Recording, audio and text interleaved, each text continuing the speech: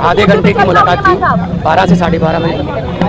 और जैसे ही मैं बैठा वहाँ पे मुलाकात की जो कुर्सी थी, तो बहुत दुख हुआ दिल को कि मतलब जो हार्डकोर क्रिमिनल होते हैं, जो खतरनाक अपराधी होते हैं।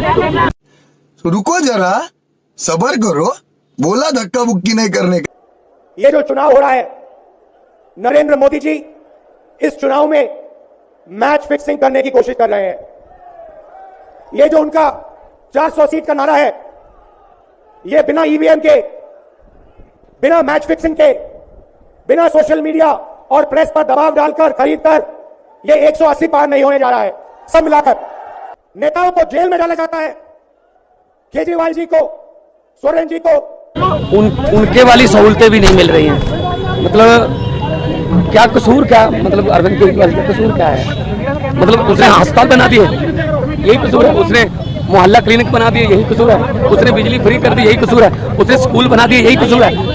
तो आप उनको ऐसे ट्रीट कर रहे हो जैसे बहुत देश का बहुत बड़ा आतंकवादी पकड़ लिया हो। मतलब जेल के मैनुअल को देखिए, जेल का मैनुअल देखिए, इसमें ये लिखा हुआ है 602 क्लॉज है।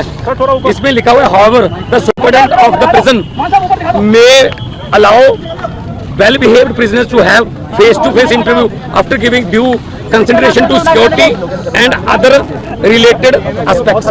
मतलब इससे पहले चिदम्बरम साहब जब अंदर थे तो सोनिया गांधी मिलने आती तो उनको 1 to 1 एक कमरे में बिठा के वो मुलाकात कराते थे।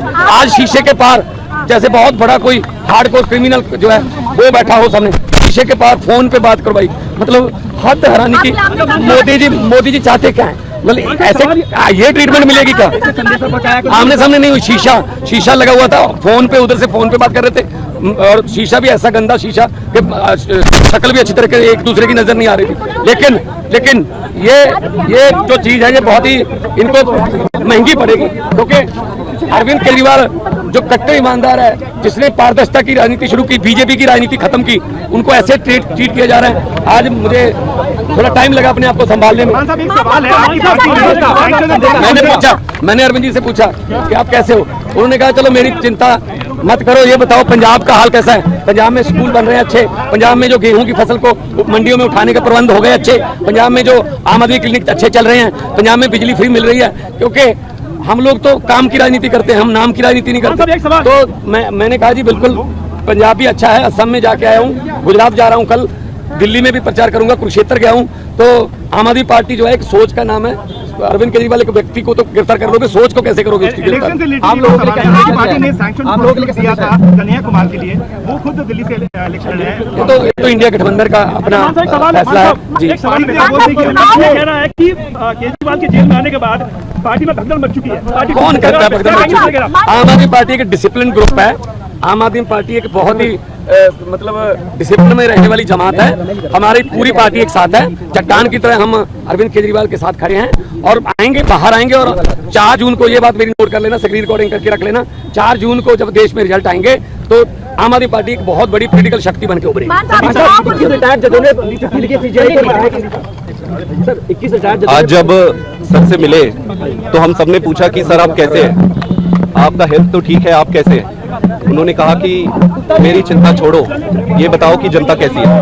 उन्होंने पूछा कि क्या जनता को फ्री में जो बिजली मिल रही थी वो कंटिन्यू है, मिल रही है? उन्होंने पूछा कहीं बिजली कट तो नहीं, पावर कट लग तो नहीं रहे? उन्होंने पूछा कि अस्पतालों में जो दवाइयाँ मिल रही थी क्या वो दवाइयाँ अभी भी मिल रही है?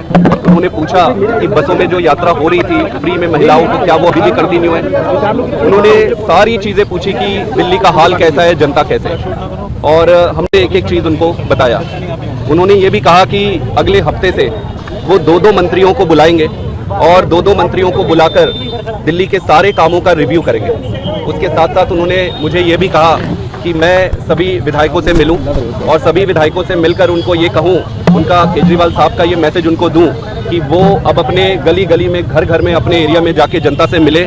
किसी को कोई तकलीफ नहीं होना चाहिए, किसी को कोई दुख नहीं होना चाहिए। आज तक जितनी सेवा करते आ रहे थे उससे 10 गुना ज़्यादा सेवा करना है। उन्होंने ये भी कहा कि वो जल्दी बाहर आएंगे और जब भी वो बाहर आए जो 1000 रुपये प्रति महीना सभी महिलाओं को देने का वो वादा और बजट पास जो उन्होंने किया है उसको वो पूरा करेंगे।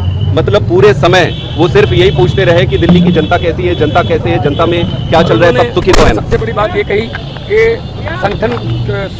संगठन देख रहे हैं बहुत अच्छे तरीके से, और मेरी ड्यूटी इस बात के लिए लगाई कि आपने जगह जगह पे जाना है, और इंडिया अलायंस की अगर कोई किसी स्टेट में जाना पड़े इंडिया अलायंस के लिए वहाँ भी आप जाना है। तो ओवरऑल ये भी उनको संविधान की चिंता थी कि देश बचेगा तो पार्टी बचेगी, संविधान बचेगा तो पार्टी बचेगी।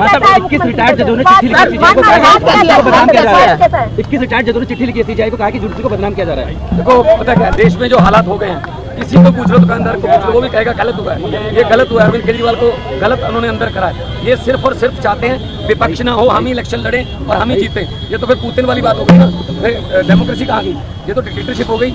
इसलिए हम लड़ेंगे, देश के लिए लड़ेंगे, देशभक्त लोग हैं हम, और उन्होंने हमें ये अंदर से मैसेज दिया है कि बाहर जाके कार्यकर्ताओं को और सब एमएलए और मंत्री साहबानों को बोलो कि मेरी चिंता ना करें, जनता की चिंता करें। स्वास्थ्य ठीक है। देखो कौन सा कोई तो दूसरी तरफ बिठा रखे थे, जब सोनिया गांधी चिदम्बरम को मिलते थे तो एक कमरे में बैठ के मिल लेते थे, प्रकाश सिंह बादल भी यहाँ मिलने आते थे तो कमरे में बैठ के मिलते थे। पता नहीं क्यों दुश्मनी इतनी है कि हमें आतंकवादी की तरह ट्रीट किया जा रहा है। कोई बात नहीं, हम वो पत्ते नहीं जो शाख से टूट कर गिर जाएंगे। आंधियों को कह दो अपनी औकात में।